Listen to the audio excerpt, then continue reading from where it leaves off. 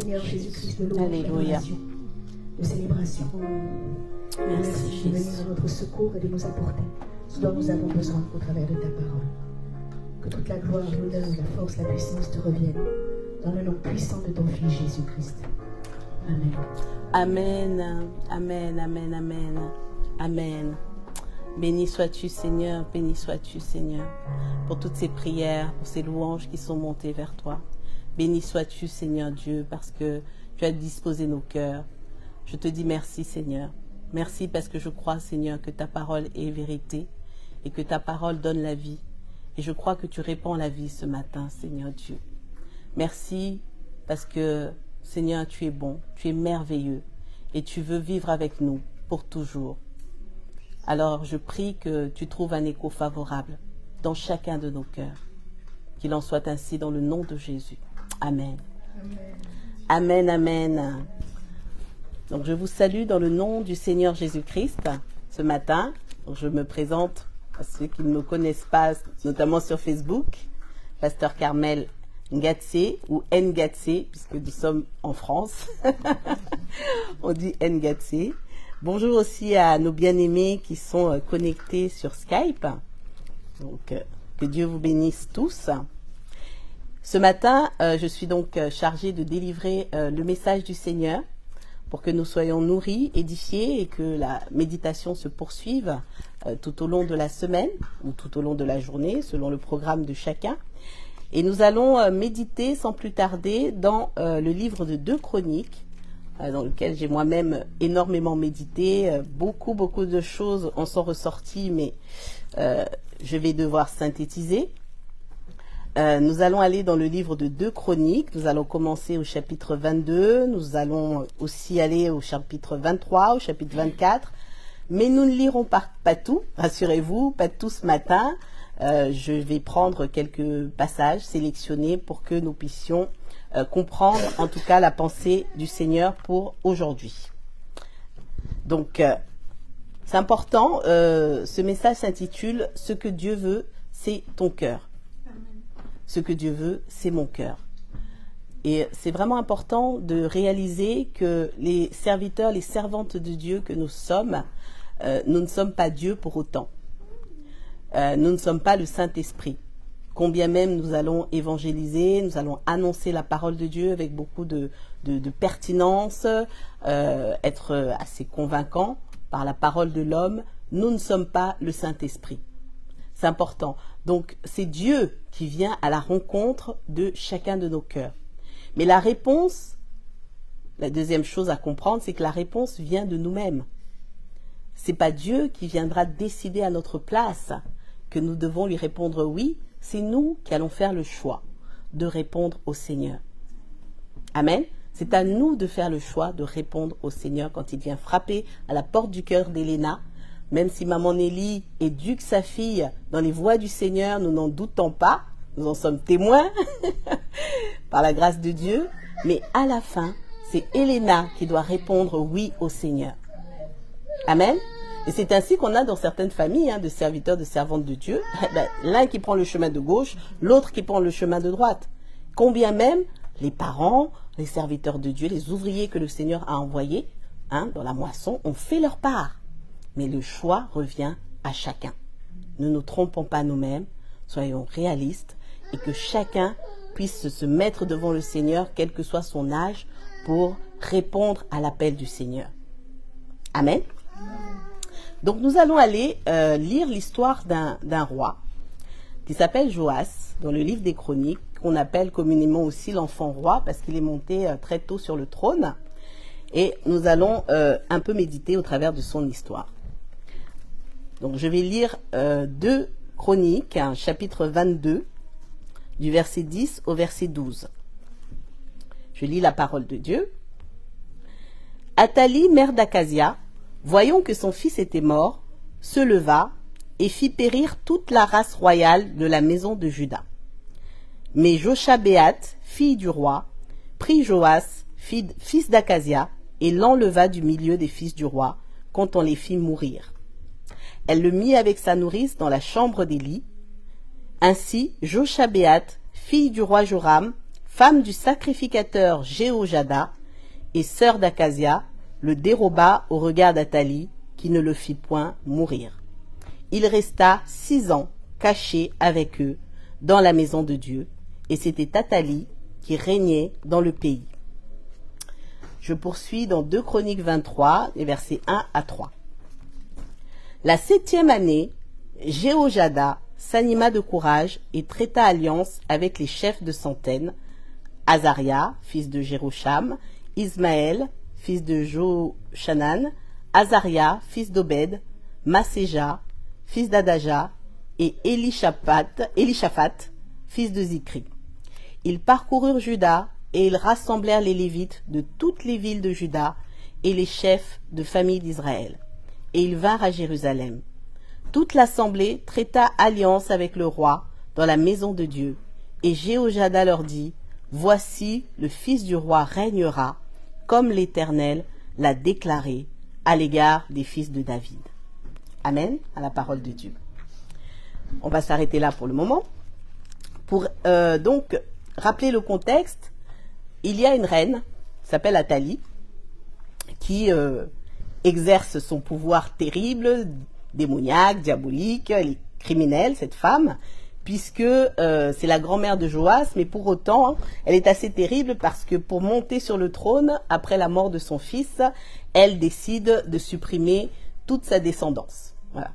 Comme ça, pas de concurrents, pas d'adversaires, elle décide de tuer tout le monde. On a des personnages dans la parole de Dieu qui sont assez effrayants. Voilà, donc c'est le cas de la reine Athalie, qui est censée être la grand-mère de Joas, mais bon, a priori, c'est une famille assez particulière. Et par la grâce de Dieu, Joas est sauvé de la mort in extremis par sa tante et par son oncle qui craignait Dieu. Voilà donc un couple béni. La femme, c'est Joshabéat, et son époux, qui est sacrificateur, s'appelle Jéhojada. J'ai bien aimé son prénom parce que ça m'a rappelé un de mes frérots que vous connaissez. Quand on coupe Jéhojada, je n'en dirai pas plus. Mais en tout cas, lui et sa femme étaient un couple de serviteurs de Dieu qui étaient zélés pour le Seigneur et qui ont entrepris, puisqu'ils étaient zélés, puisqu'ils étaient à l'écoute de Dieu, ils ont eu à cœur de sauver cet enfant, parce que bien évidemment, lorsqu'on a une bonne relation avec le Seigneur, on discerne la volonté de Dieu. Ils ont certainement été touchés dans leur cœur et conduits par le Seigneur pour sauver ce jeune enfant qui avait à peine 1 an, mais qui avait un appel sur sa vie. Ça nous rappelle un peu l'histoire de Moïse, n'est-ce pas ? Qui a été sauvé in extremis, un peu comme ça aussi.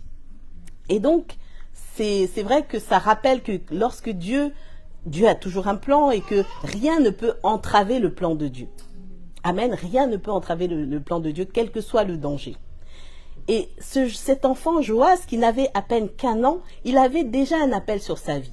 De même que notre jeune sœur derrière, la toute jeune sœur derrière, a un appel sur sa vie. Amen. L'avant-dernière parmi nous, parce qu'il y en a d'autres. Par la foi, je prophétise. Donc la jeune sœur a un appel sur sa vie. Alors nous, quand nous la regardons, peut-être que nous la négligeons en disant, bon, elle est encore trop petite, mais Dieu, lui, il a déjà un regard posé sur elle. Il a déjà prévu une destinée. Alléluia.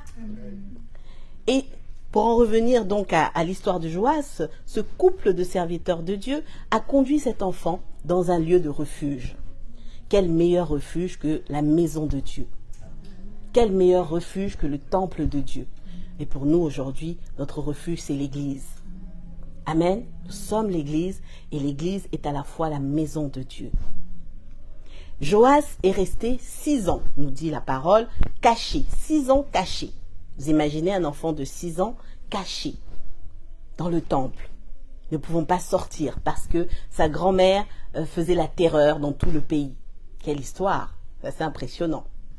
Mais 6 ans pendant lesquels Dieu l'a placé entre les mains de parents adoptifs qui servaient le seul et unique Dieu, le Dieu véritable, et qui ont pris soin de lui comme leur propre enfant. Comme leur propre enfant. Ils ont été vraiment au service du Seigneur pour Joas. Et quand Joas a eu 7 ans, nous l'avons lu, le sacrificateur Jéhojada s'est armé de courage pour aller contacter tous les chefs militaires du pays de l'époque et rassembler tout le peuple autour de Joas en rappelant quelque chose. Et c'est là où j'ai été interpellée, parce que c'est vrai, en tant que serviteurs, servantes de Dieu, nous avons besoin de nous armer de courage. Nous ne pouvons pas toujours attendre que Dieu descende du ciel pour venir dans un tonnerre nous dire, nous devons nous armer de courage. Il y a des choses que nous savons déjà qu'il faut faire. Et nous ne devons pas laisser la peur nous empêcher d'œuvrer et de faire ce qui est juste. Amen. Et de faire ce qui est juste. Nous sommes au service du Seigneur pour faire ce qui est juste. Et pour faire valoir la parole de Dieu. Pour annoncer la vérité. Et donc il prend son courage à deux mains pour faire valoir la promesse du Seigneur. Parce que Dieu avait déclaré que les descendants de David devaient régner. Sauf que dans ce moment compliqué, eh bien, tout le monde semblait avoir oublié ce que le Seigneur avait dit. Et ça, c'est aussi une interpellation pour chacun d'entre nous. En tant qu'enfants de Dieu, nous ne devons pas oublier ce que Dieu a dit. Amen. Nous ne devons pas mettre de côté la parole de Dieu. C'est pour ça que le Seigneur prend soin de nous enseigner et tout ce que nous recevons, nous ne devons pas l'oublier. Nous ne devons pas l'oublier. Mais Dieu, dans sa bonté, nous rappelle sa parole. Il nous la rappelle. Mais faisons aussi tous nos efforts pour ne pas oublier ce que Dieu a dit. Parce que c'est ce qui nous aide à nous diriger dans la vie. Amen. Et voilà donc Jéhojada qui réussit à faire en sorte que Joas soit consacré.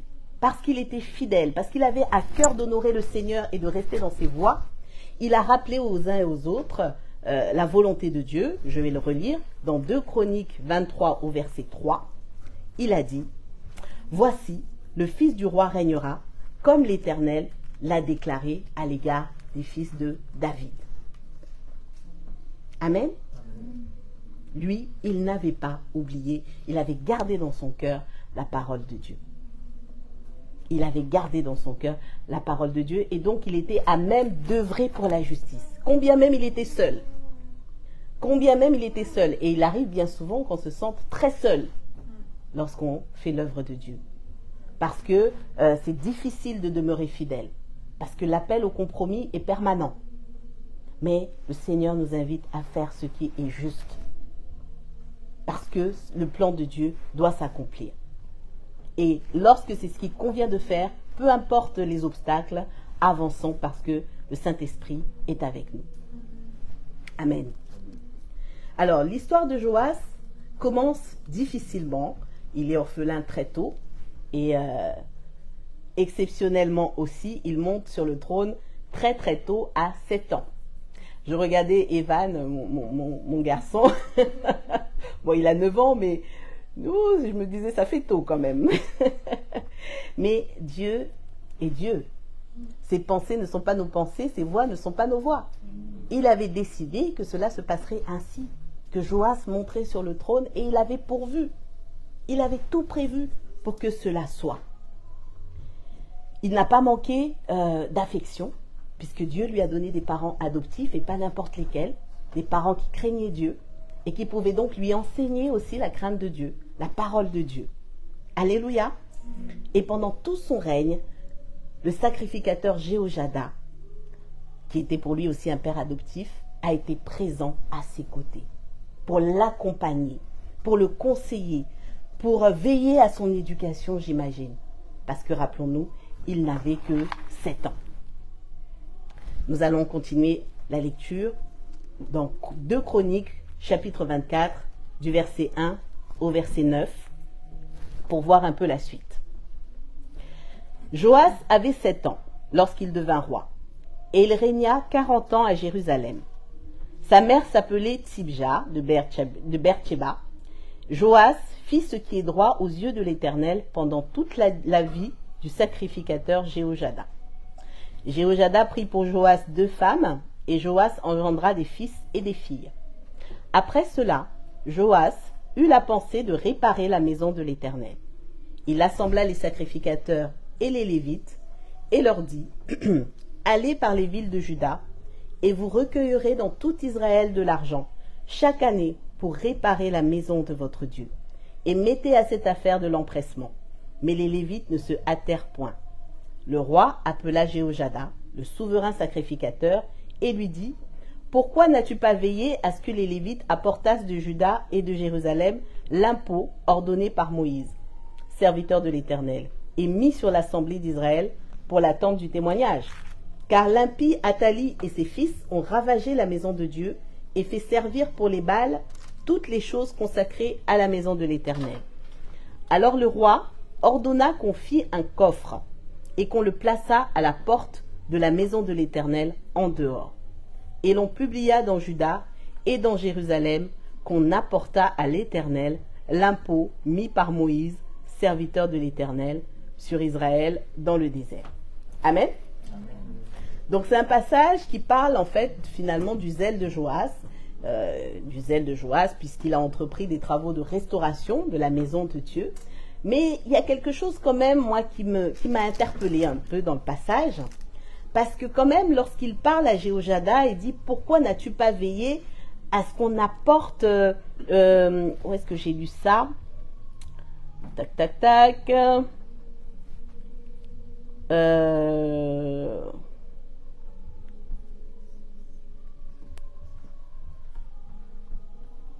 Excusez-moi.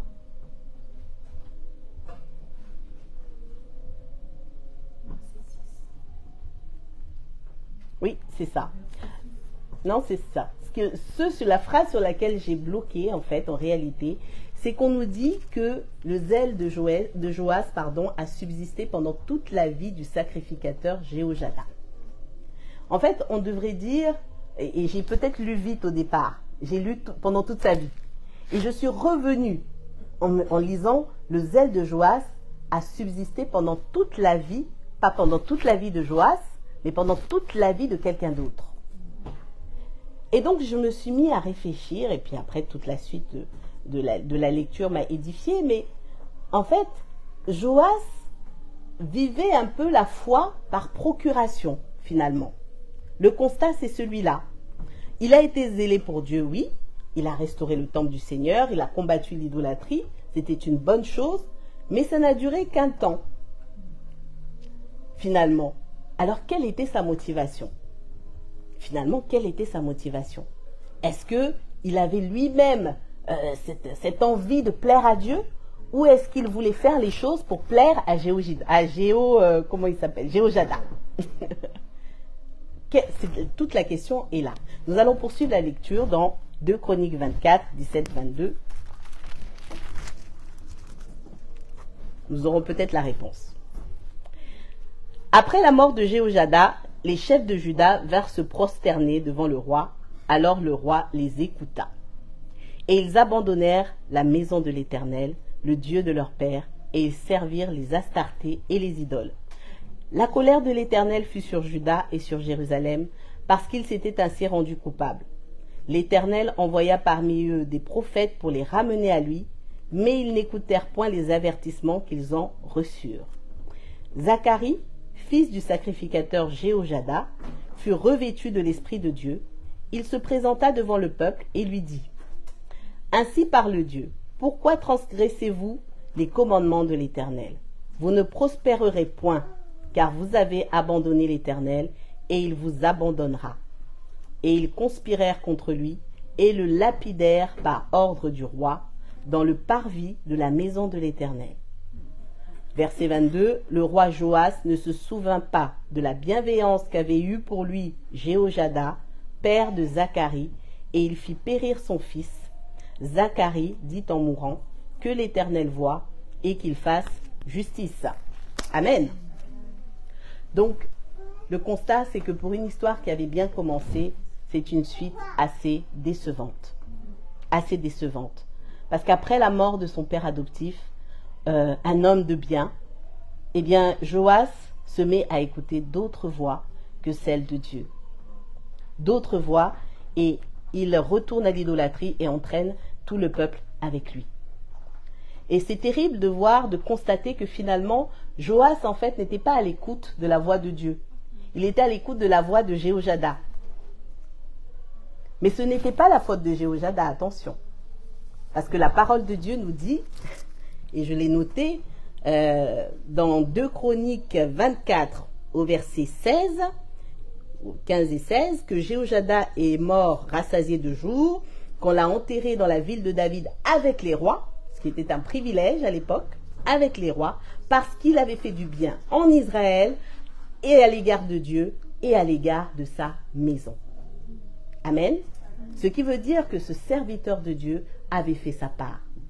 Ce serviteur de Dieu avait œuvré avec fidélité. Pourquoi? Parce que le résultat dépend de Dieu et de la personne concernée. Mais le résultat ne dépend pas de nous qui œuvrons. Amen. Alors ça allège, parce qu'on porte le poids des âmes, hein, n'est-ce pas, Pasteur Guy? On est très triste quand quelqu'un déroute. Ça peut être même dans sa propre famille. Ça peut être un époux, une épouse, un enfant. Mais la responsabilité est avant tout individuelle, une fois que chacun a fait sa part. Et ça, c'est important à noter. Et donc, c'est vrai que après la mort de Jéhojada, mais Joas repart dans l'idolâtrie. Va se plonger dans quelque chose qu'il n'a jamais connu ailleurs, puisqu'il a toujours été avec Jéhojada, donc il a toujours vécu à peu près dans la parole de Dieu, en tout cas en apparence. Mais finalement, on voit qu'il y avait quand même une semence en lui qui était cachée, qui était latente. Pour autant, et ça c'est toute la bonté de notre Dieu, c'est tout son côté merveilleux et incompréhensible pour les êtres humains que nous sommes, Dieu ne l'abandonne pas pour autant. Dieu ne veut pas nous abandonner. Lorsque nous faillissons, Dieu ne veut pas nous abandonner. Il ne veut pas que le pécheur meure, mais qu'il se repente et vive. Donc, qu'est-ce qu'il fait? Il essaye, dans son amour, de ramener son fils à lui. Mais finalement, le cœur de Joas est déjà conquis par d'autres dieux. Et le cœur du peuple, c'est pareil. Et il ne supporte plus d'entendre la parole sainte du Seigneur. Il ne la supporte plus. Et c'est ce qui arrive lorsque on repart, lorsqu'on part se vautrer dans le péché. Lorsque quelque chose d'autre ou quelqu'un d'autre prend la place de Dieu dans notre cœur, alors la parole de Dieu, limite, on ne la supporte plus. Pire encore, dans le cas de Joas, il se montre ingrat. Et il fait périr le fils de l'homme qui lui a jadis sauvé la vie. Il fait périr le fils de celui qui lui a fait du bien toute sa vie. Et la suite, de toute manière, puisque lorsqu'on est dans la déchéance et qu'on ne veut pas en sortir, eh bien on va de déchéance en déchéance et après c'est la mort. La suite est tout aussi triste, puisque Joas lui-même a mal fini, tué par les gens de sa propre maison. Qu'a-t-il gagné à cela? Rien. Et donc il y a quelques leçons importantes à tirer de cette histoire pour nous. Il y en a beaucoup, mais ce matin, ce que je voudrais surtout dire, c'est que vraiment, il a été bien influencé. Nous pouvons être bien influencés. Nous pouvons être dans un environnement sain. Nous pouvons avoir autour de nous des frères et des sœurs qui se sanctifient. Mais si nos cœurs sont vides de Christ, nous allons vivre une vie dans le déni. Nous allons passer à côté de ce qui est important. Il faut que nos cœurs soient remplis du bon trésor qu'est Christ. Amen. Amen. Il faut cela. Joas a été influencé, c'est la phrase qui m'est venue, mais il n'a pas été transformé. Son cœur n'a pas été changé. Vous savez, dans le cœur de l'homme, la Bible nous dit que le cœur de l'homme est tortueux. Donc le péché réside dans nos cœurs. L'iniquité. Et donc il faut que nos cœurs soient changés, qu'ils soient transformés. C'est pour ça que le Seigneur annonçait déjà par la bouche du prophète Ézéchiel qu'il donnerait des cœurs nouveaux, avec un esprit nouveau. Et la question que nous devons nous poser ce matin, c'est sommes-nous seulement influencés ou sommes-nous aussi transformés? Amen. Être influencé par la présence de Dieu, c'est bon, mais il faut que ça nous amène à une étape supérieure. Il faut que ça nous amène à l'autonomie de la foi. Et c'est ce qui peut parfois manquer aux enfants de Dieu. Amen. Sans transformation, nos cœurs ne pourront pas être affranchis de la loi du péché. Ce n'est pas possible. C'est pour ça que nous devons passer par la nouvelle naissance. Pour que tout soit nouveau. Parce que ce qui est ancien est souillé, perverti, pas rattrapable. Et Dieu, dans sa grâce, nous donne tout en nouveau. Mais si ce n'est pas le cas, eh bien, il se produit quelque chose, un phénomène, c'est-à-dire qu'en fait, en réalité, si nous n'entrons pas dans cette nouveauté de vie, nous allons avoir quand même conscience de notre besoin et nous allons rechercher ce que j'ai appelé des béquilles spirituelles. Et nous transformons finalement parfois les serviteurs et les servantes de Dieu en béquilles. En béquilles. Nous nous appuyons sur eux là et voilà, nos jambes, nous refusons que nos jambes marchent et nous gardons appui sur le serviteur, sur la servante de Dieu. Mais Dieu n'est pas pourvoyeur de béquilles, bien-aimés. Dieu te dit, lève-toi et marche. Alléluia. Lève-toi et marche. Les 5 ministères ont été donnés pour l'édification du corps et pour que nous parvenions tous à l'unité de la foi. Ce sont des dons qui ont été donnés pour que nous soyons autonomes dans la foi. Amen. Et qu'ensemble nous constituions une force unie ensemble pour avancer. Mais nous ne sommes pas les béquilles des uns et des autres. En tout cas, pas dans la continuité. Nous ne le sommes même pas. Je n'y crois pas. Même lorsque nous nous soutenons, même lorsque le Seigneur nous demande de supporter, ce n'est pas pour que nous soyons comme ça des appuis. Parce que l'appui, c'est Christ. Amen. La fondation, c'est Christ. Et le danger, c'est que nos cœurs ont une tendance à l'idolâtrie. Donc finalement, la béquille devient une idole. C'est ça le danger. C'est ça la perversion. Là où nous pensons que c'est un appui, finalement, ça devient notre Dieu. La béquille devient notre Dieu. Souvenons-nous que les enfants d'Israël ont fait de leur Dieu un veau. Qui peut imaginer aller se prosterner devant un veau? Il est important que nous ayons le renouvellement de l'intelligence. Et pour cela, il nous faut des cœurs nouveaux. Il nous faut des cœurs nouveaux. Sur quoi repose notre foi? Pour Joas, en y réfléchissant, il s'agissait peut-être d'exprimer momentanément sa reconnaissance à un homme qui avait pris soin de lui toute sa vie.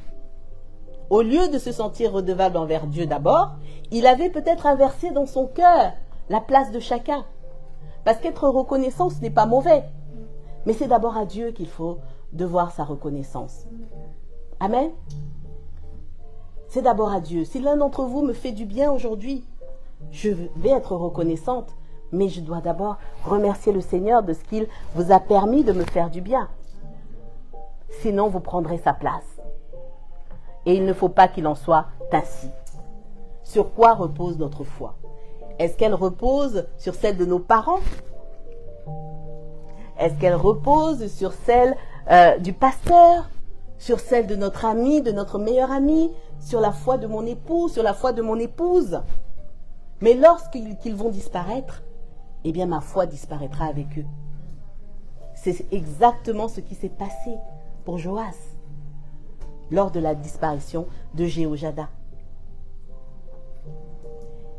Lorsque ces personnes sur qui repose ma foi chuteront, ou ces objets, parce que ce ne sont pas que des personnes parfois, eh bien lorsque ils disparaîtront ou lorsqu'ils chuteront, je chuterai aussi. Et on ne trompe pas Dieu. Parce que c'est vrai que dans l'apparence, on peut donner l'impression que notre foi est stable, solide, bien enracinée en Christ, mais on récolte selon sa semence, nous dit la parole de Dieu. La foi de Joas est morte en même temps que le serviteur de Dieu. C'est terrible. C'est terrible. La foi doit-elle mourir? Elle doit croître. N'est-ce pas? La foi doit croître. Et elle doit donc être reposée sur le roc. Et le roc, c'est Christ. Amen. L'illusion peut durer très longtemps. Mais Dieu veut vraiment que nous ayons une fondation solide. Et les fondations sablonneuses, elles sont représentées, en tout cas, telles que je le recevais dans mon cœur, les traditions. Les traditions jouent un grand rôle sur le fait que notre foi, elle tangue un petit peu. les traditions des hommes, ou aussi la motivation de plaire aux hommes plutôt qu'à Dieu.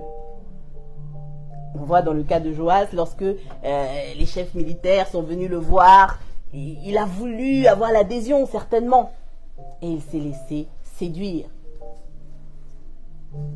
Il y a aussi la quête de la gloire et des richesses qui peut parfois envahir nos cœurs. Mais notre vie nouvelle, en réalité, elle doit être vécue sous le regard et l'approbation du Seigneur, pas sous le regard et l'approbation des hommes. Nous la vivons d'abord devant Dieu. Amen.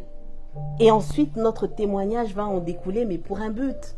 Mais nous ne vivons pas, et c'est un peu le problème de l'Église aujourd'hui, nous ne vivons pas pour être vus H24, donc tout ce que nous faisons, ce n'est pas utile pour Dieu. Il y a des choses même que Dieu ne nous autorise pas parfois à montrer. Tout ce que nous faisons, tout ce que nous sommes, tout ce que nous vivons, c'est pour un but en Christ. Alléluia. Et donc nous devons surveiller les motivations de nos cœurs. De quoi sont remplis nos cœurs? Ces cœurs nouveaux que Dieu nous donne en Jésus-Christ, pour que chaque jour nous soyons transformés en son image. De quoi est-ce que nous les remplissons? Joas a restauré la maison de Dieu. Aujourd'hui, nous sommes la maison de Dieu. Nous sommes le temple du Saint-Esprit. Sa maison, c'est notre cœur. Sa maison, c'est notre cœur. C'est de là que provient notre adoration. Cette adoration qui doit se faire en esprit et en vérité. Le cœur, c'est le lieu où nous communions avec Dieu. Et c'est le lieu aussi où nous cultivons cette communion. Alors, de quoi sont remplis nos cœurs? C'est la question que chacun doit se poser, que le Saint-Esprit nous pose ce matin. Et rappelons-nous que dans la parole de Dieu, nous sommes exhortés à garder nos cœurs plus que toute autre chose. Parce que de là viennent les sources de la vie. Alors, parfois on voit des serviteurs de Dieu qui ont une vie avec le Seigneur riche, fertile. Mais tout se passe dans le cœur. Amen. Je dis des serviteurs de Dieu parce que nous sommes tous serviteurs de Dieu. Donc avec grand S. Des enfants de Dieu qui avancent, qui dans leur marche avec Dieu, qui dégagent la paix, l'assurance. On se dit, mais comment il fait? Il ne ressent pas la douleur quand on le regarde. Il marche sur l'eau, comment fait-il? Il vit sa communion intérieure avec Dieu d'une telle manière qu'il avance. Amen. Sur le chemin que Dieu a prévu pour lui. Peu importe les épreuves, peu importe les circonstances, il avance. Et il est donc de notre responsabilité d'être vrai devant Dieu, de lui présenter nos cœurs, parce que c'est la seule offrande en réalité dont il a besoin. Amen. La première offrande dont il a besoin, ce sont nos cœurs. Et nous ne devons pas vivre une foi par procuration. Si la foi est petite, c'est pas grave. Laisse-la petite comme elle est et avance. Amen. Le Seigneur la fera croître.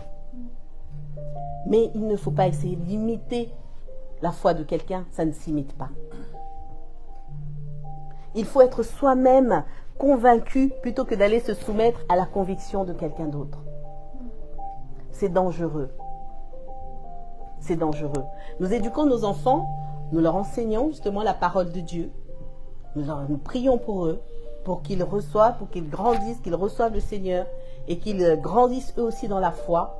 Mais il y a un moment où nous lâchons la main parce que eux-mêmes doivent faire leur rencontre. Amen.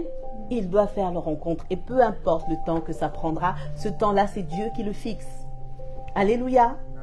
C'est Dieu qui le fixe.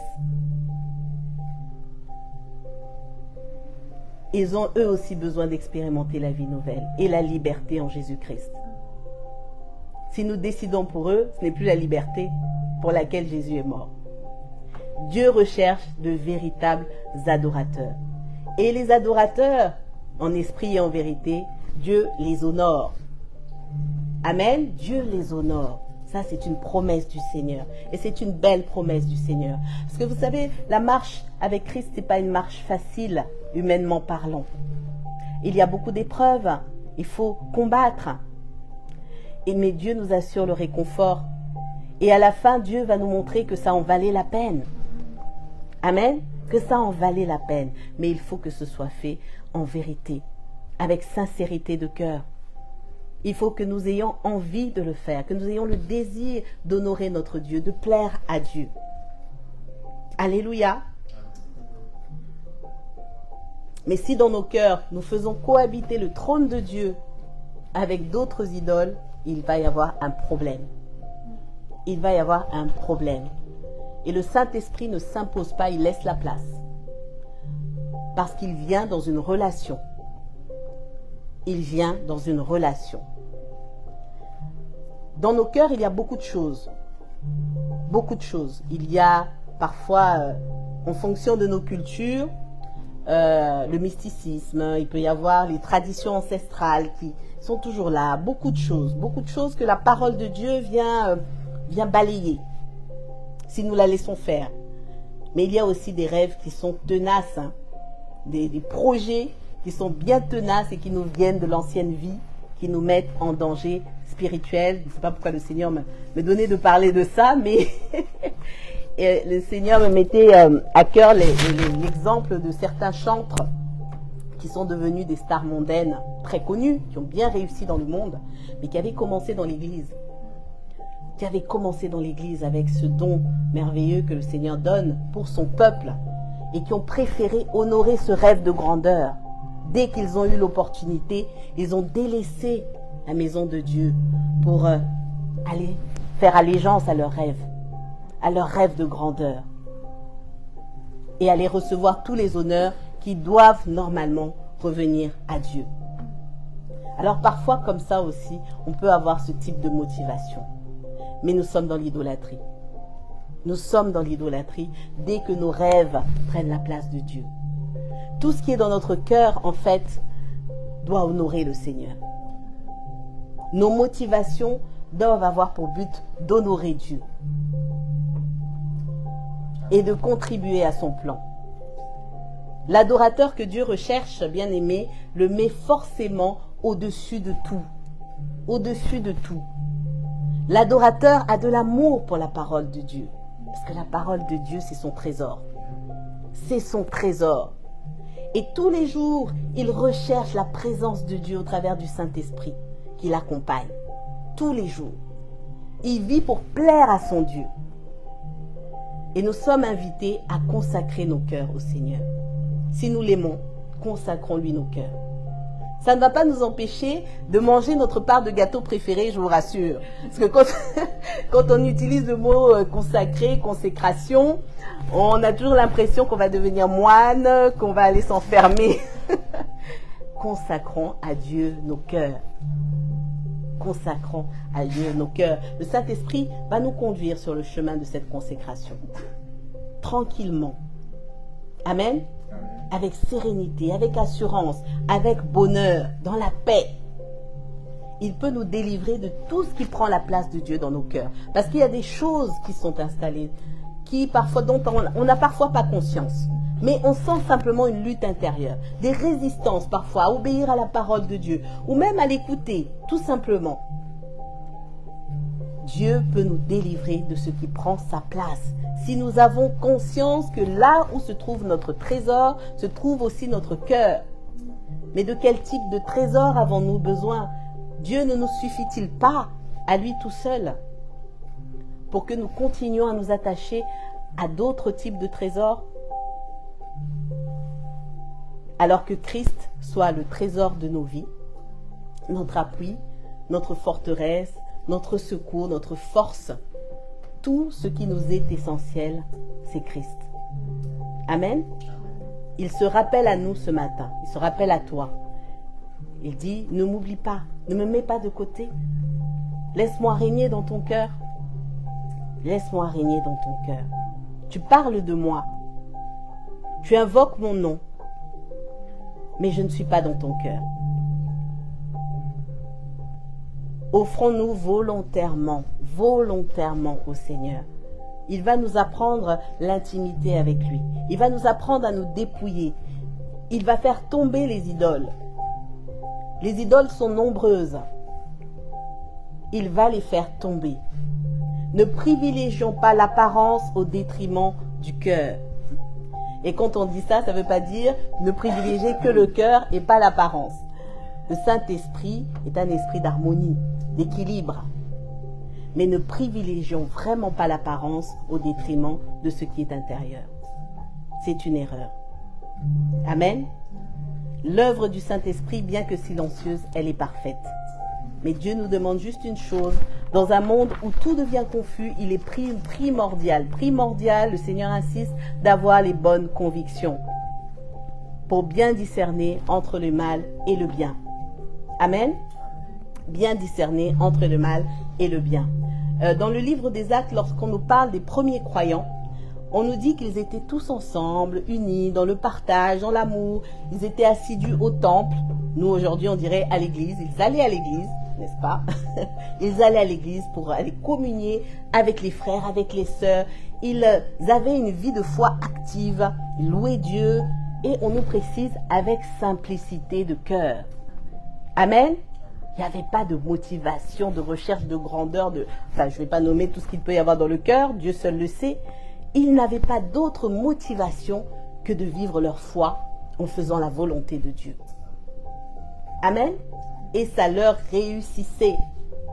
Ça leur réussissait. Peu importe les circonstances. Alors, d'un côté, parfois, ils trouvaient grâce, il est écrit qu'ils trouvaient grâce auprès de tout le peuple. Amen. Mais ça, c'est parce que Dieu le voulait. Ce n'est pas eux qui allaient rechercher cela. Il y a d'autres épisodes où certains ont été lapidés, torturés. Nous connaissons toutes les histoires. Donc, la quête de quoi que ce soit ne doit pas nous animer si ce n'est de faire la volonté de Dieu, si ce n'est de plaire à Dieu. Amen. Si nous recherchons la gloire, par exemple, eh bien, le Seigneur me rappelait que le diable a osé proposer la gloire au Fils de Dieu. Il a osé proposer à Jésus de lui donner la gloire de ce monde, de lui donner les richesses de ce monde. Mais si le diable a osé faire cette proposition à Jésus, vous et moi, qui sommes-nous pour qu'il ne vienne pas nous tenter avec ces choses? Amen. Qui sommes-nous pour qu'il ne vienne pas nous tenter? Alors veillons sur nos cœurs, veillons sur nos motivations, que tout soit pour le Seigneur. Le Seigneur s'adresse à ses enfants. Et Salomon, lorsqu'il a consacré le temple de Dieu, le premier temple, il a dit au peuple d'Israël que votre cœur soit tout à l'Éternel, notre Dieu, pour suivre ses lois et pour observer ses commandements. Et c'est sur cette recommandation que nous allons conclure pour donner gloire à Dieu. Ça, c'est une recommandation éternelle pour l'Église, perpétuelle. Que nos cœurs soient tout à l'Éternel. Amen. Amen. Amen à la parole de Dieu.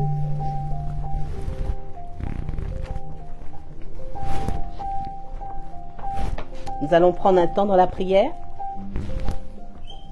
Demander au Seigneur de venir par son esprit nous visiter, de venir inonder nos cœurs et de nous donner les forces qui nous manquent, de nous ouvrir les yeux de l'esprit pour nous conduire soit dans la repentance, soit dans l'abondant, dans un abondant encore plus grand, dans une dépendance encore plus grande, et de nous aider à remplir nos cœurs de ce bon trésor qu'il est. Alléluia. Jésus. Jésus. Jésus. Oh Seigneur, je te loue, je te bénis, Seigneur. Je te bénis, Seigneur Dieu. Je te bénis pour ta parole, Papa. Je te bénis pour ton amour, Seigneur. Et je te bénis pour la manière dont tu prends soin de nous, Seigneur. Tu es le garant de notre marche. Seigneur, du jour où nous t'avons accepté, tu as pourvu. Tu as pourvu, Père. Mais tu sais, Seigneur, que nous pouvons faillir. Tu sais, Seigneur, que la chair est faible. Voilà pourquoi tu nous exhortes à nous remplir de toi continuellement. Et ce matin, tu nous as donné ta parole pour que nos cœurs reviennent à toi. pour que nos cœurs ne soient remplis que de toi. Aide-nous, Seigneur. Aide-nous, ô Saint-Esprit. Aide-nous, Saint-Esprit, à nous abandonner à toi, à te laisser œuvrer profondément. Oui, cette opération silencieuse doit avoir lieu. Et même si elle est douloureuse, Seigneur, c'est pour notre bien. Alors nous te demandons pardon, Seigneur. Nous te demandons pardon, Seigneur, de ce que tu vois encore subsister dans ces cœurs, Seigneur, que tu as pris soin de nettoyer par ton sang. Par ton sang, Seigneur, tu es venu nettoyer, purifier, laver. Seigneur, si tu vois que nous avons encore encombré ta maison, nous te demandons pardon. Et nous prions, Seigneur, pour que, avec ta miséricorde, tu viennes souffler un vent nouveau, pour que soit établi ton fondement, ta parole, Seigneur. Oui, c'est ton trône que nous voulons, Seigneur, ériger dans nos cœurs, pour que rien, plus rien, Seigneur, ne vienne prendre ta place. Seigneur, qu'il en soit ainsi au nom puissant de Jésus. Au nom puissant de Jésus, tu visites ton peuple ce matin. Visite ton peuple, Seigneur. Visite ton peuple. Éclaire chacun, Seigneur, sur l'état de son cœur. Ce n'est pas une parole de condamnation que tu nous donnes. C'est une parole de vie. C'est une parole de vie, Seigneur. Tu nous enseignes à bien compter nos jours, à racheter le temps. Parce que tu es Dieu. Parce que tu as pour nous, Seigneur, tellement d'amour que tu nous veux tout près de toi. Tu ne nous veux pas en dehors de ta maison, Seigneur. Et nous te bénissons pour cela. Merci, Jésus. Merci de bénir, Seigneur, ton peuple, tous ceux qui ont entendu cette parole, Seigneur, et qu'elle aille produire, Seigneur, ta volonté dans la vie de tout un chacun. Au nom de Jésus et pour ta seule gloire. Amen. Amen. Merci Jésus. Alléluia. Amen, amen. Amen. Merci Seigneur Jésus. C'est coupé? Amen. C'est coupé, pasteur? Seigneur Jésus. Jésus. Après l'écoute, Seigneur, de ta parole, nous voulons nous incliner devant toi. Toi qui sondes nos cœurs et nos reins, Seigneur Dieu, te dire avec vérité que... Bon dimanche.